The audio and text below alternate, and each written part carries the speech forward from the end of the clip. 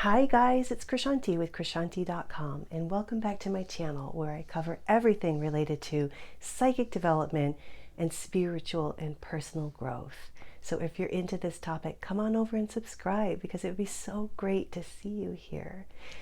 And this week is definitely more of a discourse than a how-to video, but it's about self-love. So anyone on the path of personal growth and spiritual development and all of that stuff will come across the tenet of cultivating a practice of self-love. And for some people, that's really easy. I don't know any of those people. For people like me and many of the people I worked with globally, self-love is not easy to master. And when I was thinking about talking about this in this video, it came to me that for people who really need to even just like kind of create a foundation of love for the self, this is the spiritual work and the personal growth work of an entire lifetime. And that's like probably an understatement. And it's like, I'm thinking about all the ways in which this manifests. Like a lack of self-love looks like negative self-talk. It looks like feeling bad about yourself. It looks like beating yourself up. It looks like creating patterns and behaviors that are detrimental, like just setting yourself up for failure. There's so many ways in which a lack of self-love manifests.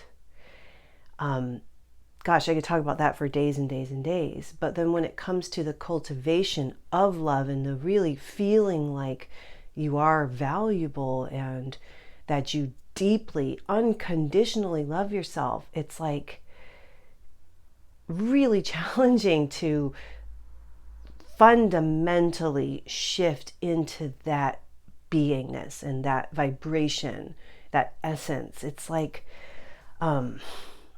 I don't know how to explain it. I feel in my experience when you're working on creating self-love, and let me just take a time out there with creating self-love. By that, I'm talking about if you grew up in an environment where they didn't teach you that you're perfect and that you're wonderful and that you're just so precious and valuable and so completely loved. Like in my experience, for example, like I was loved and stuff, but what they did was not like helping me in any way with self-esteem. It was like, let's just beat you down. Let's not raise you up. Let's make sure you're nothing.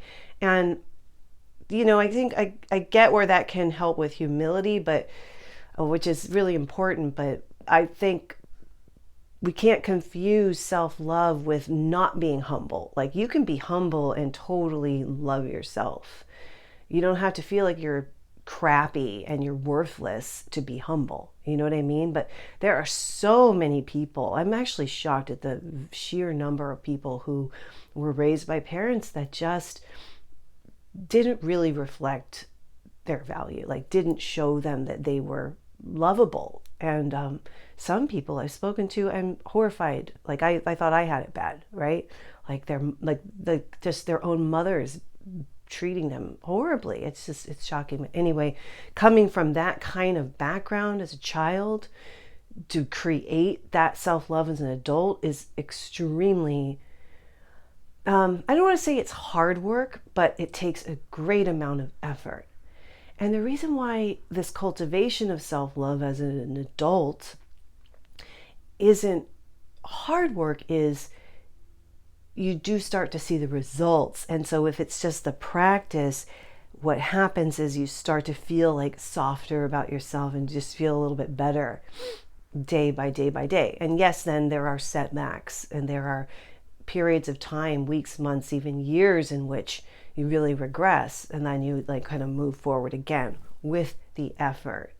So the approach is not to think of it as hard, but just as something that needs continued work. But what's interesting is for those of us who are working on this self-love, if we kind of think of the approach as like just maintenance, like brushing your teeth every day. It's not like, oh God, I got to do this again. I mean, maybe some days, right? But it's like, okay, this is just something I do every day. So self-love is just whatever practices you use. And I would advise a multifaceted approach, like do something that works for you now. If you find it's not working so much, or you find something else, try that. Just make it a habit and a routine. So for example, you could start off with mantras, and you could really work that and just be doing a like positive affirmation mantra sort of self-love routine for a number of years, and then move into something even more deeper like hypnosis or tapping or energy work or clairvoyance. What's really funny is the clairvoyant work. I don't know, a lot of people are aware of this, but the clairvoyant work is a self-healing process. So it's not just learning how to be psychic and activating your innate psychic abilities. It's getting really quiet and going within and witnessing like the energies and the pictures that come up, because we live in a picture-based reality, clearing the energy of that, and then that like kind of clears the space, and then it allows more room for love and self-love to flow. But as I've said in many videos, I honestly think, you guys, if it wasn't for all this clairvoyant work, and every reading is a healing for the other person and for the person doing the reading, I wouldn't be able to actually even make videos, because I was so bad. I couldn't see myself on camera. I couldn't stand the sound of my voice. I couldn't stand looking at photos of myself. That's how bad my image was. And it's not really fair to like lay 100% blame on the home environment, but I know that that's a huge part of where it came from, early childhood upbringing. But the clairvoyant work and the clearing and working with so many people in clearing their self-image issues and stuff, it created space for me to be like, you know what, this actually isn't how I want to feel. I don't want to cringe at the sight of my physical body that's healthy and carrying me through this life. And then somehow or other, it managed to be able to do it, which is for me just gigantic. And yet I still have a whole rest of this lifetime to continue on learning how to be gentle and kind to the self, and not beat the self up, and not be negative, and stopping the negative self-talk and all of that. So it's like, honestly, I should have said this at the beginning, but this self-love is one of the core principles, like the most fundamentally important principles to embody in the cultivation of your spiritual practice and in your personal development and growth. It's like, but they say, put your oxygen mask on first before you can help anybody else. And the foundation of the love of the self, and this is a kind of love where it's like, where you're gentle with yourself, and you're like, I'm almost like getting all emotional here, where it's like, look, like, talk to yourself like everyone makes mistakes. Like, it's okay that you did that. It's okay that you effed up. It's okay. Like, you're okay. Like, you're safe. It's almost really, there's so many approaches. There should be like an encyclopedia of self-love and all that. But it's like being your inner parent. There's so much we hear about like parenting your inner child and all that, which sounds so hokey, right? And then you think, oh God, it's that drivel again. But it's like, wow, like the actual practice of it and the mastery of it will take forever, but it's so cool to see the way that you grow by leaps and bounds. And then when you're feeling like, okay, I accept myself. Like, I know I'm not perfect. I know I did the best I could. I know I'm trying here to just do my best. Then when you go out into the world, it's like that you kind of have this beautiful kind of aura around you that helps other people. And a huge part of all of this that I don't think I talk about enough here is when you are working on your own psychic development, which is really listening to your inner guidance and trusting yourself. Don't come to me. In fact, don't book readings with me. I want you to learn how to trust your own intuition and get the answers for yourself. So when you're doing that, you're learning for yourself, you're growing your own intuition, you're trusting your own innate psychic abilities. You're working on your personal growth. You're on your spiritual path.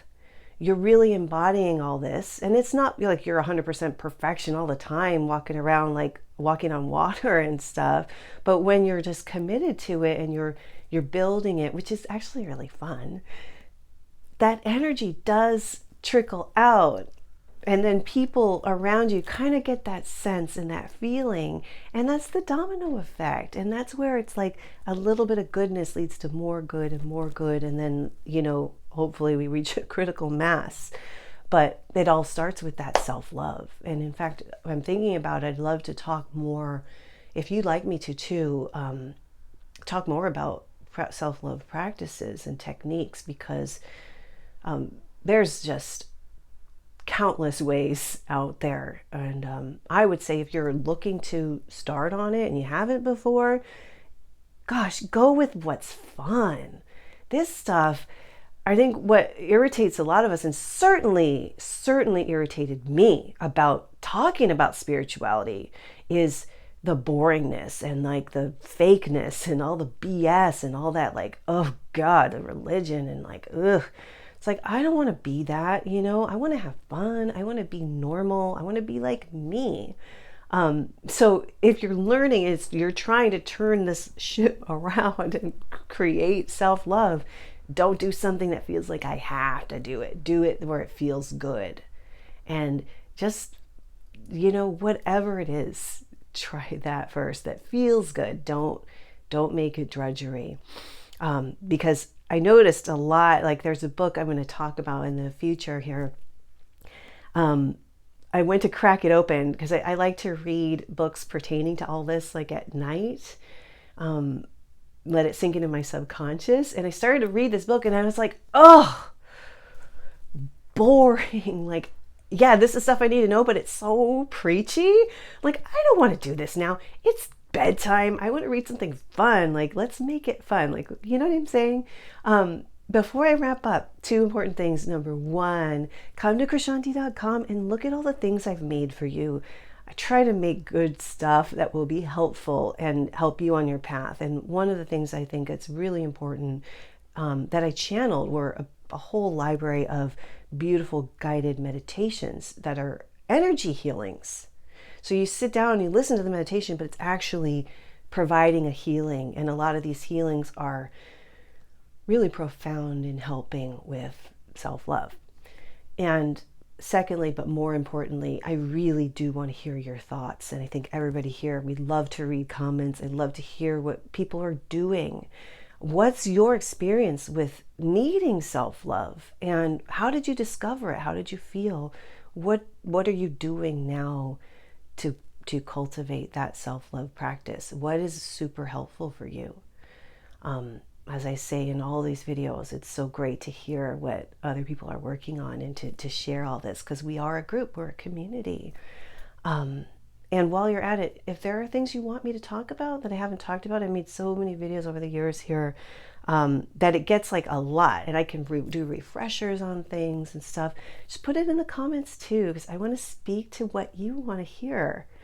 So just let me know. And thanks so much for being here. Good luck on your path, and I will see you next time.